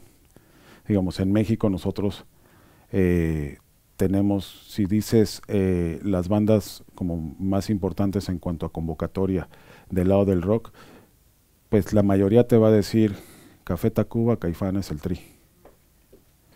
De los tres, el más cercano a un sonido de rock puro es el Tri. De rock and roll. De rock and roll. Y Café Tacuba, pues es un grupo que fusiona muchos sonidos y que se mantiene siempre como intentando cosas, ¿no? Y Caifanes, pues básicamente ha hecho muy poco ahora y los discos que tiene, pues todo el mundo sabe qué es lo que Caifanes hizo y hasta qué punto tenía una cercanía mucho más como a las bandas de post-punk o de dark pop, ¿no? No sé, cada quien puede definir. Yo no me clavo como en tratar de definir ni a Caifanes ni a Café Tacuba ni eso, simplemente los entiendo como de nuestras bandas importantes de rock mexicano, ¿no? Pero mis preguntas, más allá de definir si una banda que me recomiendas es rock o no es rock, es básicamente justamente decir, bueno, Rocola Bacalao entra o no entra dentro de las recomendaciones, o Papá Changó entra o no entra, o Da Pound entra o no entra, o Mamá Vudú entra o no entra, y empiezo yo a agotar mis referentes de cosas de las que he sabido de Ecuador, ¿no? O pues Mateo tal vez no se concibe como rock, pero toca en los festivales de rock, ¿no? Pero justamente eso que yo veo de mi conocimiento sobre la música alternativa, para no meternos en el rollo, ¿no? La música independiente, es lo que yo veía cuando visitaba por primera vez un país hace 12 años, que era un país de América Latina, que los referentes que tenían del rock mexicano eran los grandes nombres de los artistas que participaron y que fueron como del rock en tu idioma y que fueron promovidos por MTV, y básicamente veía un tema de cuando MTV dejó de programar de manera continental a los artistas de rock en español o de rock mexicano, colombiano o argentino, ¿no? O sea, de rock latinoamericano, rompimos nuestra comunicación y nuestra manera de referenciar qué estaba pasando. Entonces hay una generación que ya enfrentó la falta de relación, y en ese término pues sí decía, México llegaba a Colombia a través de ciertos canales de televisión de videos en la mayoría de los casos, ¿no? Y cuando esa relación se rompe, casi que la comunicación entre México y Colombia en ese sentido se parte, y cuando llegas, puede ser que hace 15 años, cuando le preguntabas a músicos independientes si te podían decir el nombre de 5 artistas mexicanos, siempre hablaban de los 5 artistas más importantes, ¿no? En el sentido de estos nombres se repetían mucho, pero no sabían mucho de estas nuevas generaciones que en México eran importantes para la escena local, pero que no habían llegado a Colombia, ¿sí me explico? Y que entonces había un trabajo que hacer, porque más allá que pensarlo como, uy, qué malo que no sucede, es, sí, qué malo que no sucede, pero hay una oportunidad de trabajar eso, porque se necesita, ¿no? Entonces, lo que tenemos que hacer es justamente hacer, si eso se rompió a través de la ruptura de los medios de comunicación, porque era en donde se basaba la comunicación entre la música que existía entre nuestros países latinoamericanos, ahora, ¿cuáles son las posibilidades que tenemos para ir medio dirigiendo información y convertirla en comunicación de lo que sucede en nuestros países y en nuestras ciudades. Y en ese sentido, cada uno de los gremios y cada uno de las comunidades o de las escenas, qué tanto se están conectando y hacia dónde están tendiendo sus lazos, que pueden ser alianzas, correos, comunicaciones, amistades, lo que ustedes me quieran decir de las relaciones que hacen que se vayan generando las redes de trabajo, qué tanto existen esos referenciadores, ¿no? Esas personas que sí dicen, mira, está pasando esto está interesante, esto escucho, considero que esto es rock, considero que esto no es rock, lo que tú quieras transmitir, pero que empezamos a entender, y es muy importante para nosotros decir, ok, hay una tendencia para entender el rock de una manera en Chile diferente a la manera que entiende el rock Guayaquil, ¿no? Y en Santiago entienden una cosa y en Valdivia entienden otra, ¿no? Y en Concepción entienden otra, porque finalmente en Concepción nacen cierto tipo de grupos con ciertos sonidos, y en Santiago, años después, una generación diferente que exporta su talento, más cercano tal vez al pop que al rock duro, ¿no? Entonces, ahí es un poco el trabajo del que uno está hablando y del que uno piensa desde mi perspectiva como para intentar desarrollar proyectos, intentar la circulación, es que desde ahí hay una manera de circular, hay una manera de presentar la música que está haciéndose en diferentes lugares, porque habemos muchas personas, o existimos muchas personas, que nos dedicamos justamente a saber qué pasa con eso para saber cómo lo podemos proponer. Lo que, por ejemplo, tú me dices, el rock, yo te digo, sí, pero el rock en un tema muy amplio, porque dentro de nuestro trabajo hemos editado más de 500 discos cuando se hacían los discos en vinil, ¿no? Entonces, tenemos 500 títulos que representan por lo menos 300 artistas o 300 proyectos de música, y que van desde sacar la banda de punk de una colonia de la Ciudad de México, a sacar el disco de una banda importante de Bogotá, o haber sacado un disco solista de André Echeverry, de Doctor Crápula o de Messier Periné, y estos grupos que crecieron y que transitaron en México en algún momento, por lo menos con sus discos y algunas giras, a través de Intolerancia, y llegaron y encontraron sus propias redes y sus propios caminos. Algunos ya los habían construido, ¿no? O sea, en el caso de Andrea, nosotros no hicimos nada para hacer que la gente la conozca porque era demasiado conocida, y ella al revés, Intolerancia de alguna manera se ve beneficiada de trabajar con una artista que es más famosa que su sello, ¿no? Pero todas esas son estas como relaciones que te van llevando, y entiendes, las relaciones de Doctor Crápula te llevan hacia sociedades ambientalistas, la relación con Aterciopelados te lleva hacia cierto tipo de lados, y así, ¿no? Entonces es, de alguna manera, el insistirles y desde aquí ustedes qué creen que se esté haciendo. Pero fíjate que está muy interesante, porque es que yo tal vez, por tener 32 años trabajando en esto con recursos propios, ¿no? Y claro, de repente teniendo las posibilidades de tener recursos públicos para algún evento, o de repente contar con el apoyo de alguna marca para alguna otra cosa, en fin. Pero en términos generales yo creo que América Latina sufre mucho. O sea, perdón que esté repitiendo cosas de la mañana, pero como no estaban y tienen que ver también un poco con esto, pues también lo que enfrentamos, y todos lo leíamos en los diarios, ¿no?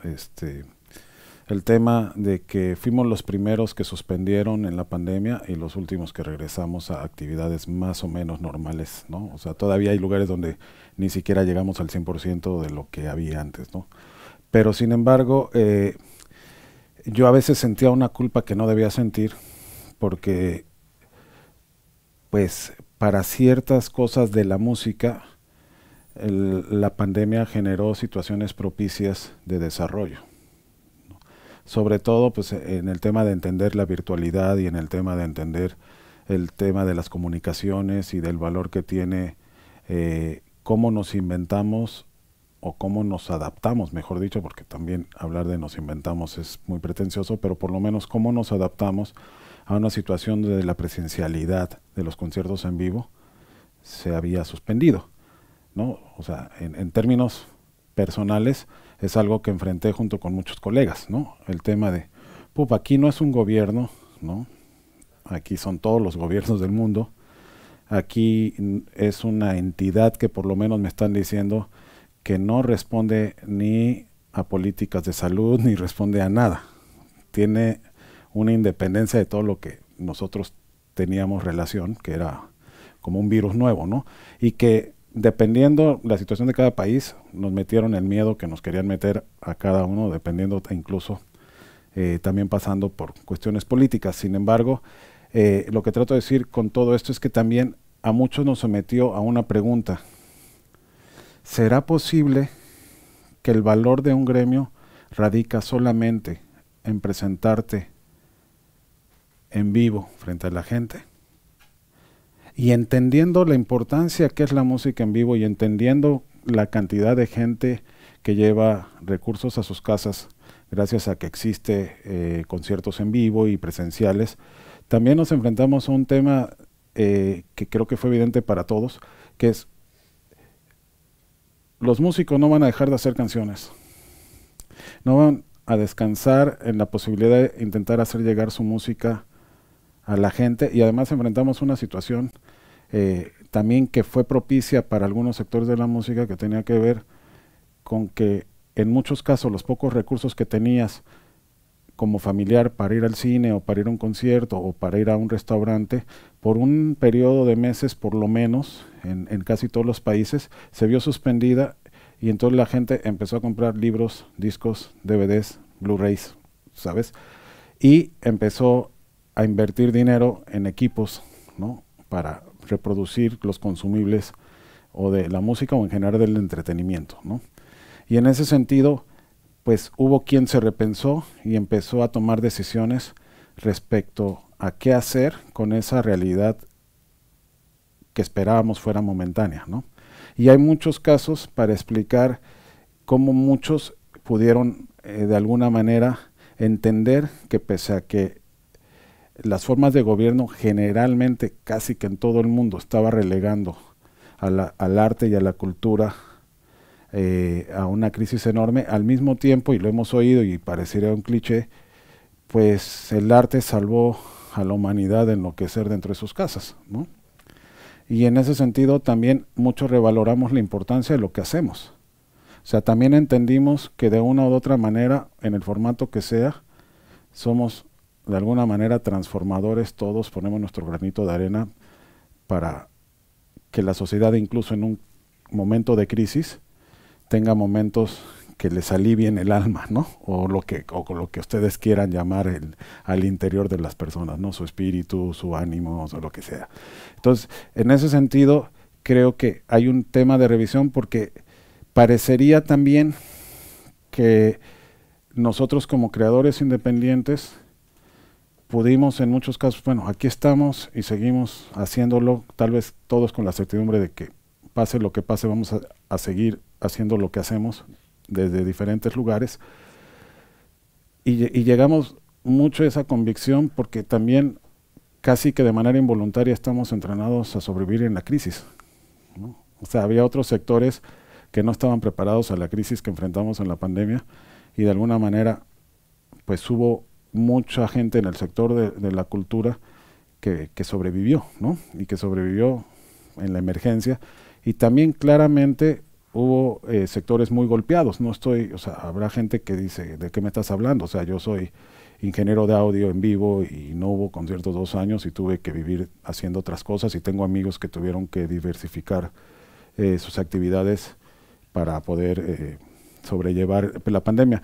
Pero hablo sobre todo del tema de cómo puedes repensarte cuando estás en medio de una crisis, sea la que sea, política, social. O sea, en medio de la guerra hay canciones, ¿cierto? En medio de una pandemia hay canciones. En medio de la pandemia el músico se arriesga, y yo decía, va a llegar un momento que si esto se alarga mucho, ciertos movimientos, tal vez uno nuevo o alguno que ya existe, va a salir y no le va a importar contagiarse, ¿no? Y en algunos lugares lo empezamos a ver, ¿no? Artistas que empezaban a salir y a encontrar la manera de seguir haciendo lo que querían hacer y de decir no más y tomo el riesgo, ¿no? Entonces, Esto se los digo un poco porque pues Intolerancia toda su vida ha vivido en la emergencia económica y pues llevamos así 25 años. Entonces nos hemos tenido que estar adaptando a diversificarnos y a encontrar esos mecanismos de comunicación y tratar de seguir, incluso en medio de la pandemia, intentar que esto no dejara de suceder. Y nos descubrimos que esto en la pandemia, trabajándolo todos los días, aumentó muchísimo. Y pues básicamente nosotros, que gran parte de nuestras actividades hacia afuera y de afuera hacia adentro tenía que ver con los mercados de música o con los festivales en vivo, dijimos, ¿qué vamos a hacer para no perder el contacto entre Klaus y Salvador, o entre Daniel y Salvador en México? Eso en 2020 nos encontró en el tema que yo no sabía cuándo iba a volver a ver a José Luis, cuando antes de la pandemia sabía que en alguno de los mercados o en varios de los mercados en los que asistiría yo me lo iba a encontrar a él, ¿cierto? Entonces llegó un momento que dijimos, wow, pues la incertidumbre también es muy fuerte porque no sabemos cuándo nos volveremos a ver y en qué condiciones. Entonces, una de las cosas, en un caso específico que les puedo contar rápido sobre Intolerancia y sobre aliados de Intolerancia, porque había, como nosotros, muchos colegas preocupados diciendo, ¿qué vamos a hacer? Y estábamos encerrados y tal. Una cosa que hicimos porque la necesitábamos hacer. Necesitamos seguir en comunicación con el otro. Y algo que yo nunca me imaginé en la pandemia, me convertí en conductor de un programa. Y me podrían odiar los periodistas, pero en medio de todo esto decimos, sí, esto se va a desmembrar. Y por aquí se nos ocurrió, bueno, realmente a un colega que es el que lleva Intolerancia en Colombia, que había una oficina, me dijo, Sal, ¿qué vamos a hacer? Estoy aterrado. Yo colgué y dije, no puede ser, como ha dicho colombiano, le dije, hermano, hay que sacar la berraquera y tenemos que demostrar lo que somos. Y yo no sabía qué era lo que éramos, pero yo lo veía él a punto de llorar y yo decía, no lo puedo permitir porque me pongo a llorar con él, ¿cierto? Y entonces lo primero que decíamos es, tenemos que romper el aislamiento de alguna manera. Y él dijo, bueno, un programa, Radio Intolerancia. Pero pues hacer el Radio Intolerancia era una cosa rara porque hay muchos programas de radio de gente con mucha experiencia produciendo y con mucha experiencia conduciendo. Nosotros nunca lo habíamos hecho, pero un poco la idea es cómo generamos un espacio virtual en medio de ciertas condiciones para que muchas de estas cosas sigan unidas. Y era, ¿qué podemos hacer que ya no podemos hacer para seguir encontrándonos? Y básicamente este Radio Intolerancia, que está conectado a una Intolerancia México y a una Intolerancia Colombia, lo que terminó diciendo es, dentro de todos los nodos que tenemos, ¿qué pasa si seguimos impulsando los puentes? Y fíjate que conocemos al de un festival de metal en Ibagué, que no se conoce con un festival de Manizales de metal, y que no conoce esta banda de metal mexicana y esta banda de metal colombiana. Los vamos a invitar, pero el formato básicamente radicaba en, te invito a platicar el lunes, escoge tu bebida, porque cada uno desde nuestras casas vamos a platicar, y nos decían, ¿cuál es el tema? No hay tema, es como si te invito a mi casa el lunes, y el lunes vas a encontrarte con otros amigos míos que te voy a presentar. O en otros casos, a uno ya los conoces. Y generamos un formato de recomendación de música y en un primer momento como de información de cómo está viviendo la pandemia cada uno desde sus ciudades. Entonces, pues por lo menos en un aliciente, a mí los lunes me encantaron porque se convirtieron en mis nuevos viernes. Yo tenía botellas que en años no había tomado y que el lunes yo abría antes del programa y brindaba con los invitados y les decía, ¿tú qué estás tomando? Y decía, una cerveza, el otro me decía, yo estoy tomando un pisco. Y empezábamos a platicar, pero a platicar como de, ¿cómo estás? ¿Qué has hecho? ¿Conoces a él? No, ¿Conoces a él? No, mira, está muy interesante. Con el paso de los programas, que eran finalmente salvarnos a nosotros para seguir hablando con los demás, empezamos a darnos cuenta que el programa acá a las 11 de la noche dejábamos de transmitir y nos seguíamos hasta el amanecer en algunos casos, charlando, proponiéndonos cosas por hacer. Dentro de esas charlas decíamos, fíjate que aquí está pasando esto, aquí está pasando, oye, en mi país ya permiten al 20%, o en este país funcionó esto, y empezamos a tener como información en medio de la pandemia con gente de todo el continente, ¿cierto? Y de alguna manera desde la virtualidad intentar que esta cuestión que por años habíamos construido no se rompiera y que incluso se siguiera tejiendo. En ese sentido había una petición de parte nuestra también, que cada uno de los invitados recomendara un proyecto de música independiente de su país para poderlo mostrar a las personas. Todo arrancó como una idea así de sigamos en contacto. Tuvimos la fortuna, y por eso les digo, a veces hacer las cosas en medio del aislamiento, en donde no te dejaban salir, en donde aparentemente las conexiones se podían romper, nos permitió fortalecer muchas relaciones.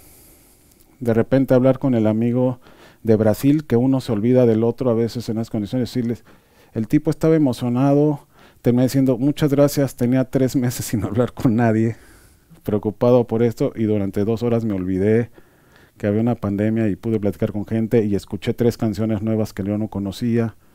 Exacto, o sea, y les podría contar muchas anécdotas bastante bonitas para nosotros.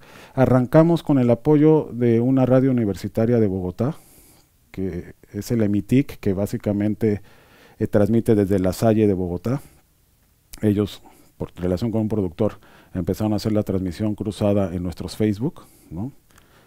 Y cuando nos dimos cuenta, nos piden el programa desde un medio mexicano que se llama Índigo, y empezamos a tener programas de 50,000 o 60,000 reproducciones. Con la gente ahí conectada y nos decían, es increíble, y eso deriva en que durante muchos meses de la pandemia nos transmitían a través de Cultura Colectiva, que es el medio digital más importante en México. Y no fuimos a tocar las puertas, lo que sucedió es que al activar esto, cuando todo estaba parado, empezó a gestionar como un movimiento alrededor de un eje para un sector, no digo que para una escena tan grande como la mexicana, pero había un sector y unas redes a través de esto que seguíamos activos y que empezamos a generar. Entonces empezamos a descubrir en el paso de la pandemia que me podía hablar un productor argentino a decirme, oye, tengo un show de tal artista en streaming, ayúdame a promoverlo para México. Y empezamos a hacer también un canal de promoción para eventos en streaming de diferentes lugares, y empezamos a generar también mecanismos de comunicación y vinculación a través de una agencia de comunicación que tenemos, que pues realmente en la pandemia se fortaleció muchísimo por este tipo de características con las que podíamos trabajar, ¿no? Y en eso pues les podría como platicar más cosas derivadas de este tipo de acciones de no quedarte inmóvil, y a veces es decirles, pues claro, los obstáculos los vamos a tener siempre, o sea, no somos la preocupación de los gobiernos, ¿no? Y ningún gobierno dice, ay, vamos a invertir más dinero en esto que en, ¿no? O sea, finalmente... ¿Cómo se solventaba el proyecto? ¿Cómo? ¿Cómo se solventaba el proyecto ¿En qué sentido? económicamente? O sea, ¿cómo se...? Pues alianzas. O sea, no era con fines de lucro, pero tampoco nos costaba hacerlo. Porque básicamente en el momento en lo que nosotros estábamos dándole a los medios de comunicación que lo estaban transmitiendo, eran contenidos. En un momento en donde además tal vez ciertos medios de comunicación necesitaban contenidos porque la gente estaba en sus casas buscando contenidos. Y cuando tienes un programa que sin darte cuenta por una red de este tipo, transmite, y sin darte cuenta por tener entre 300 y 400 personas conectadas al mismo tiempo, en el lapso de 2 horas te plantea 60,000 reproducciones, se vuelve muy atractivo. Porque además eso pudo suceder. ¿Qué pasa también? Que es una realidad. Cuando la pandemia se fue relajando en tema de aislamiento y la gente ya tuvo otras opciones, pues ya para nosotros era muy difícil llegar a 10,000 reproducciones o 8,000 reproducciones, porque la gente ya el lunes en la noche pues no estaba en su casa recluida buscando contenido, sino que tal vez se estaba yendo a cenar o ya tenía como otras opciones, ¿no? Pero pues estoy hablando de una cultura específica donde sí eso permitió esa conexión para seguir generando. Nosotros en año y medio tuvimos invitados a 250 y tantos promotores y a 100 y tantos músicos, porque no repetimos, porque lo que hicimos fue generar toda una sinergia de estar invitando a la gente para conectar en medio de un momento en donde era muy difícil la conexión. Ese es como un ejemplo ahí. Y bueno, esto se los comento un poco para plantearles que en medio de todo esto, pues por aquí debe haber muchas conexiones de Ecuador, en donde tienen a Guayaquil, tienen a Quito, a Ambato, ¿no?, a Cuenca, y así me podrían ir diciendo, no, pero es que también hay esto, y también hay esto, y aquí hay esto, y esto, y todo lo que me estás definiendo, ¿no? Si se me dices Quito tiene tal, tal, tal, Guayaquil tiene tal. Todo esto es cómo nos inventamos entre todos algo para que en donde no está conectado Guayaquil con Quito o con Cuenca, se empiece a dar. Con comunicación, con colaboración, de las más simples a las más complejas que se les ocurran, pero además en medio de toda esa interacción seguramente vamos a ir descubriendo pues lo que planteábamos en el tema de lo que ayer Klaus dijo, que él hablaba con Iván Oliva del Galeras y que yo hablo con Iván Oliva, y si nos ponemos de acuerdo y hablamos los tres, porque Iván, cuando hable, le voy a platicar que conocí a alguien que él conoce y que qué nos inventamos para que exista algún tipo de como alianza coyuntural o alianza como se pueda dar. Eso para mí, dentro de mi modelo de trabajo, siempre es como una propuesta para que un artista independiente aumente sus posibilidades de circulación, ¿no? Y tomando como las decisiones que sean correctas para su proyecto, pueda aumentar sus posibilidades de crecer como en su desarrollo, ¿no? Y ahí pues en cada proyecto pues, se tendrán que tomar decisiones sobre las estrategias que tienen que tomar cada uno, ¿no? O sea, ayer Klaus, que digo ahorita ya se fue, pero le iba a platicar, él comentaba, ¿no?, que él tenía un plan como de entrar por Ipiales, empezar a hacer en Colombia un trabajo, y yo le acotaba el tema de la importancia, que es el tema también de que tú no pienses solucionar afuera lo que no has solucionado adentro. Y en ese sentido, tratar de ir de la mano con tus esfuerzos de salir del país, pero tu fortalecimiento interno, porque eso va a ser tu soporte en el momento que realmente tengas que mantener un crecimiento de manera sostenida, ¿no?, que no se te caiga tan fácil. Y eso sirve también un poco para lo que hablaban de la inversión. Está más fácil que tú puedas capitalizarte para invertir afuera, en donde más te puede ir a ver la gente, a que lo hagas a la inversa. En el caso específico, y que otra vez voy a poner, que tiene que ver con Dr. Crápula, pues con ellos hay una garantía de que sí o sí, por lo menos una vez al año vayan a México y una vez al año vayan a Alemania, porque son mercados donde ya empezaron a hacer un trabajo, y la idea es, si ya vas, repite, no lo hagas una coyuntura, no lo hagas una anécdota. Realmente, si piensas ir a internacionalizar y a generar otros mercados, intenta averiguar cómo vas a regresar. Si ya decidiste ir una vez, no te quedes ahí, porque si nunca vuelves no va a pasar nada. Entonces, ¿qué alianzas vas a ir creando para que puedas volver? En muchos casos, tus alianzas te pueden alcanzar para conseguir ciertas condiciones de trabajo. Tú vas a decidir si las aceptas o no, pero también tú puedes decir, pase lo que pase, si llego a un festival y me paga un fee y me paga los vuelos, lo tomo. Pero si no hay un festival, ¿qué voy a hacer? Depender a que aparezca otro festival que lo haga, o yo voy a invertir, voy a ir y voy a hacer un show. O cuáles son las decisiones que yo quiero tomar, pero muchas veces tenerlos como el dinero de inversión o de capitalización para todo, para viajar a un país o para hacer camisetas o para grabar un disco, tienen mucho que ver en el tema de cómo vas haciendo un plan de negocios de tu proyecto.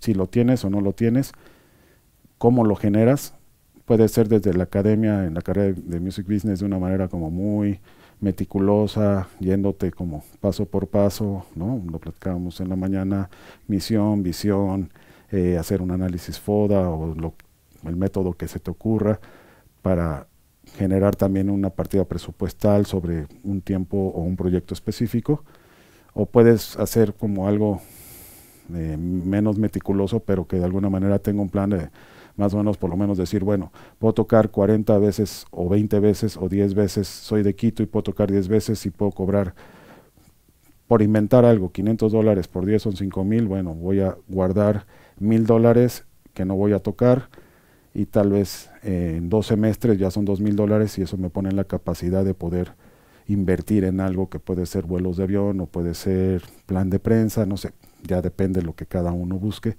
pero sí es necesario que los grupos empiecen a ser autogestivos, no solamente en la cuestión de lo que pueden conseguir y de las tocadas, sino también en el tema de la administración. O sea, también es importante como romper como esos vicios a veces, ¿no?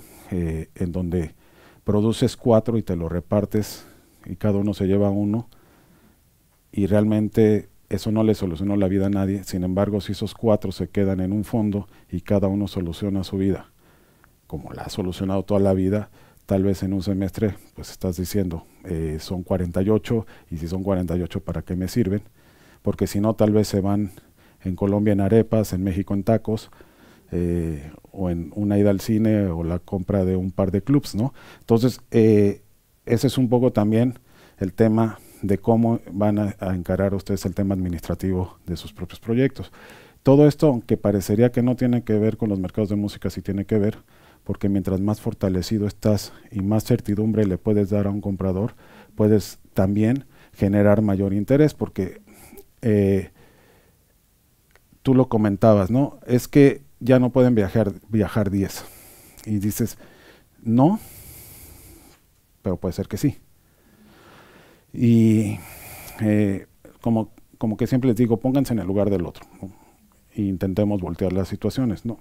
Si tú eres compradora o tú eres compradora, vamos, yo me tengo que sentar con cada uno y yo más o menos digo, ok, ella es de danza, entiende, hago mis propios prejuicios de lo que el otro puede ser y hago como un plancito de ataque, ¿no? Pero tal vez digo, ¿qué diferencia puede hacer si yo te doy certidumbres a que no te dé certidumbre respecto a cómo puedo responderte como artista? Y respecto a lo que tú sabes que tus colegas esperan y van a hacer. Y en ese sentido, creo que si yo llego y te digo, mira, me interesa ir a tocar a Quito, soy de Ciudad de México, y lejos de decirte que el 80% de la gente que me escucha en Spotify es gente de Quito y todas esas cosas que a veces sirven para que alguien se interese en llevarme, lo que te digo es, tengo un fondo, quiero llegar, este año en otoño voy a ir, ¿qué posibilidades hay de que me ayudes? Y a veces, pues lo que sucede es que si te doy una certidumbre de que si me puedes conseguir mejores condiciones y un festival con vuelos, pues lo puedes tomar, pero que no te doy una carga tan fuerte para que tú lo consigas. O tal vez dices, mira, es que mi proyecto está muy bueno y somos 10, pero no te preocupes porque tenemos gestionado a través de tal un apoyo y lo que necesito es que me ayudes a conseguir unas cartas.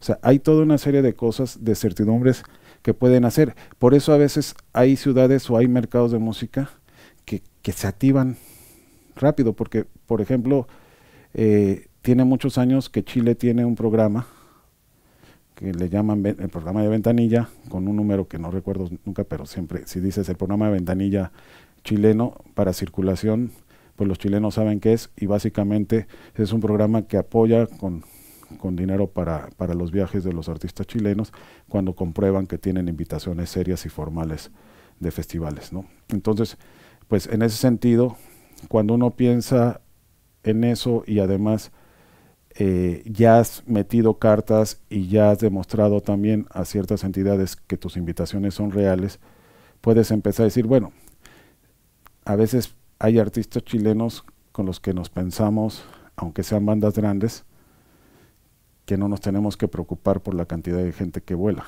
No sé si me explico, ¿no? En ese sentido es, ustedes dentro de Ecuador, ¿qué posibilidades tienen? ¿Qué tan al tanto están de las becas o de los subsidios o de los apoyos que existan? A veces es increíble que en muchos países son convocatorias que se quedan desiertas porque la gente simplemente no cree que se lo puede ganar o no cree que puede aplicar o simplemente no sabe cómo aplicar, ¿no? Entonces, en ese sentido, pues sí, hay como, no sé si diferentes como maneras de entender. Digo, ya nos pasamos, no los quiero como entretener más porque seguro tienen cosas que hacer, pero terminaré diciéndote, claro, eso sucede y son las cosas que uno tiene que decidir. Si uno cambia su formato o uno dice, bueno, lo quiero presentar de esta manera y en esos lugares por lo pronto no tengo las posibilidades, pero voy a buscar la manera de que sí lo pueda hacer. Básicamente yo también te podría decir que a veces exagerar en ese tipo de reducciones de gastos puede ser contraproducente, en el sentido de que el año pasado, recientemente, por este tipo de contracciones había una recomendación de parte de un mercado de música en Uruguay, ¿no?, respecto a los formatos que son más fáciles para circular, que son los formatos pequeños. Y creo que el mercado de música entendía perfectamente lo que está diciendo y nosotros también, y podríamos estar de acuerdo en muchas cosas.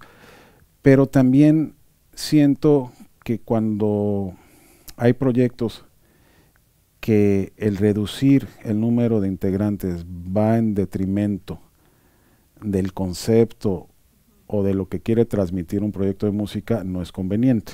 ¿Sí me explico? O sea, porque hay una gran diferencia entre un cantautor que puede ir con una orquesta filarmónica o puede ir con su guitarra, ¿no?, a una banda de heavy metal que no lleve al baterista, ¿no? Es como, digo, no sé a quién le guste el heavy metal sin baterista, ¿no?, con una secuencia de batería, no sé, o con, no sé, ¿sí me explico? Entonces, ese tipo de cosas son las que yo solamente acotaría en ese sentido de la circulación. Hay proyectos que si los reduces les matas su esencia y que hay que respetarlos, ¿no? Pero bueno, yo les quería pedir un favor para mañana, ¿no?, que piensen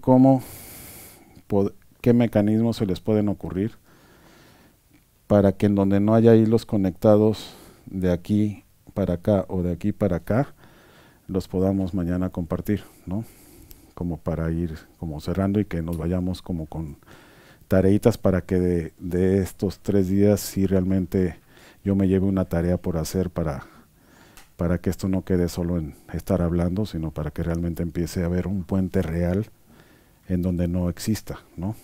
Porque sí sé que existen puentes entre Ecuador y México y muchos, pero hay sectores que todavía no tienen un puente de circulación y se trata también de que ponga un granito de arena desde donde yo estoy para que empiece a suceder en la medida que también tenga las posibilidades, ¿no?, con ayuda de ustedes, ¿no? Ese sería un poco y ojalá mañana vuelvan porque ya me voy el domingo y los quiero volver a ver, ¿no? Muchas gracias.